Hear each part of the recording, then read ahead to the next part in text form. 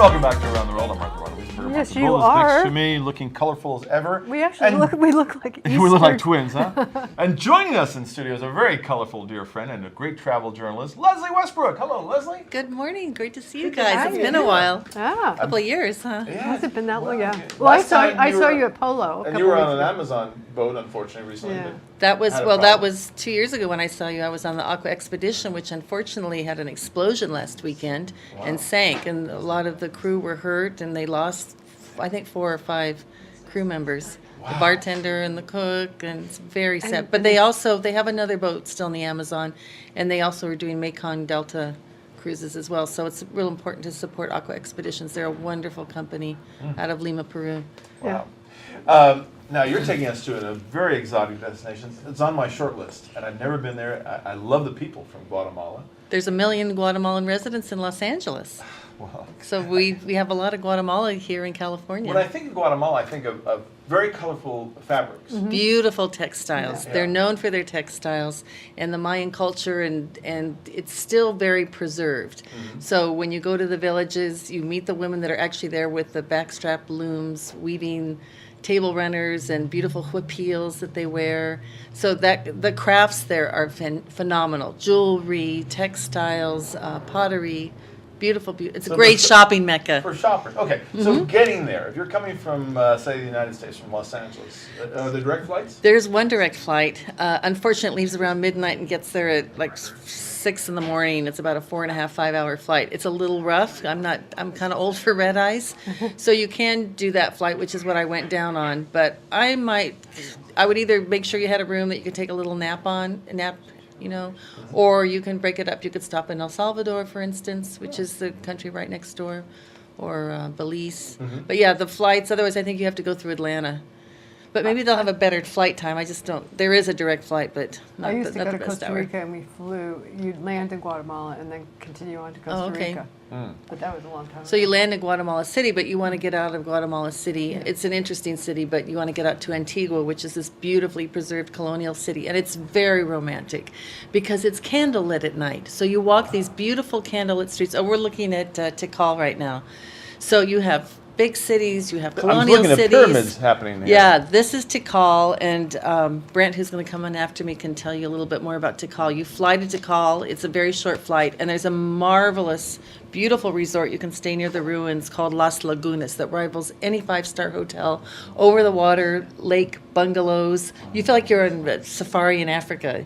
Beautiful, beautiful rooms and food and infinity pool. So you can rough it in the jungle and climb and explore these things. Now, I traveled with Bella Guatemala Travel, started by a Guatemalan woman who lives in LA. She's a very successful businesswoman in LA, and she wanted to share her country with people. And so she started about 10 years ago with these tours, and just does a marvelous job. So you can go on a group tour, which is what I did, or she'll customize a tour if you want to just go with a few friends or 2 people. And she has, I think, one of the great strengths. This is Jose Antonio Gonzalez, is her guides. He is an archaeologist, an expert on Mayan culture, and he really brings everything to life, both on site at the ancient ruins and in the Archaeological Museum in Guatemala City. So you really get an understanding of the Mayan culture, which is so rich and magnificent, all of the works there. But it still exists. As you mentioned in the beginning with the textiles, things are still going on. The women still dress traditionally.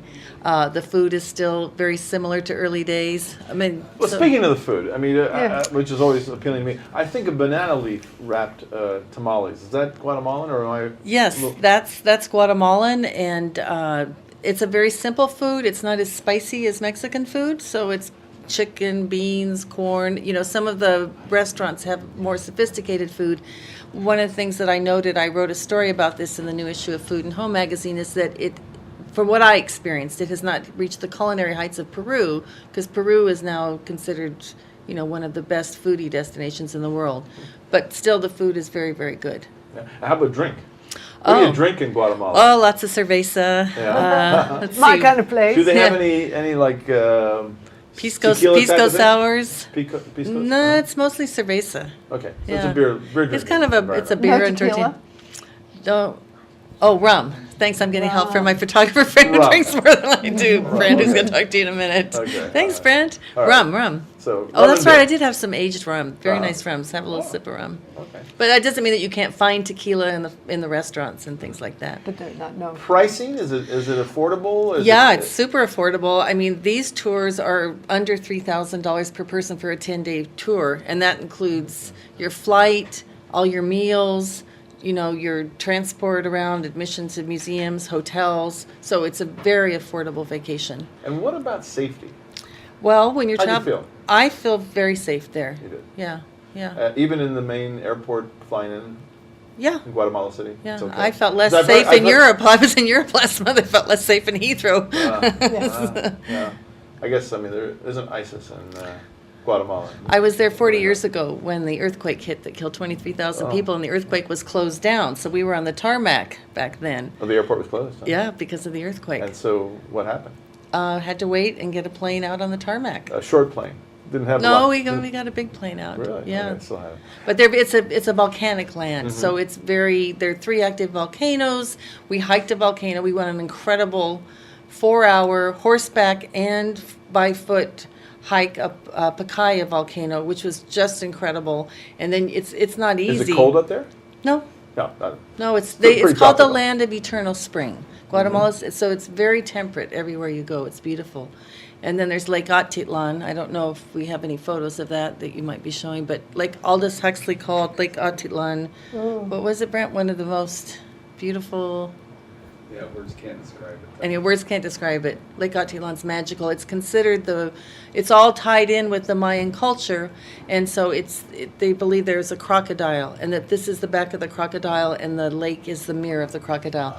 So what's so great is Did if you go swimming in the Crocodile Lake? I went boating in the crocodile lake. Oh, I did okay. not go swimming. You did. Yeah. Do people swim in it? Yeah, Okay. yeah. And do crocodiles swim around? No, it's There's the no it's the crocodile. mythology. Yeah, okay, It's okay, the I know. mythology. I don't think there are any crocodiles in Lake Okay. Atitlan. And now, did you go to the coast at all? No, No coast. no. But people do go to the coast, right? Yeah, you can go to the Caribbean side. Brent's been exploring in the really wild parts there, and he's going to be leading a photographic journey to Guatemala, so he can tell you a little more about the Belize. Do they have, I'm trying to picture, is it Pacific and Caribbean? Or Yes. Is it, okay. Yeah, so it's straddled on both really- sides, okay. and then it's Belize, Honduras, El Salvador, and Mexico. Okay. So it's surrounded by all those countries. So if people want to tie in with Bella Guatemala, do they have a website? They can go They to? do. It's www.bellaguatemalatravel.com.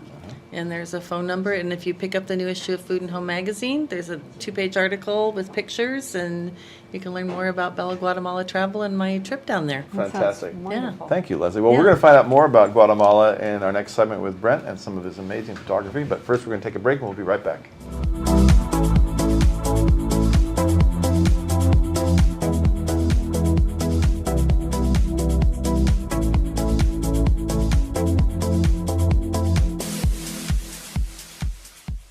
Guatemala is not the first place that people think of when they dream about a trip to Central America. That is about to change. This small, up-and-coming Latin American gem is big, really big, when it comes to diversity. Wedged in between the blue Pacific waters and an emerald green forest lies a land full of delightful and exciting surprises. Guatemala is emerging from the shadow of a long and violent civil war that isolated the country from the outside world for almost 40 years. There are miles of empty tropical beaches, active fire-breathing volcanoes, and crystal-clear, high mountain lakes waiting to be discovered. And then there's Antigua, a picture-perfect Spanish colonial city with block after block of historic architecture and an easy, graceful ambiance. Guatemala has a proud indigenous Mayan culture and a tapestry of rich and colorful traditions. The Mayans' wonderful craftsmanship and colorful artistic sensibilities are rooted in the glories of lost civilizations that are only now beginning to be uncovered and understood. If that's not enough, there's an energetic Caribbean vibe and miles of hard-to-reach rainforest rivers and hidden coastal waterways. Bella Guatemala Travel excels at creating small group, immersive, all-inclusive travel experiences. Our seasoned tour guides know the country inside and out. Bella Guatemala Travel has designed an itinerary that was created by photographers for photographers. It's long on early morning light and short on breakfast, but will get you where you need to be to get the best images when you need to be there. Best of all, we'll make sure you're having fun and learning all the way. The trips are built for adventuresome travelers with a working knowledge of photography who want to open their creative minds and improve their storytelling skills. We'll photograph colonial architecture and street life in Antigua, capture portraits in the colorful Mayan market town of Chichicastenango, explore indigenous life and culture in Quetzaltenango and the surrounding countryside, before dropping down to the Pacific lowlands for big views and landscape photography. Every day will include a photo lecture and a skill-building exercise designed to inform the way you see, the way you work in the field, and the way you tell a story. We'll provide tools, strategies, and ideas that you can put to use right away.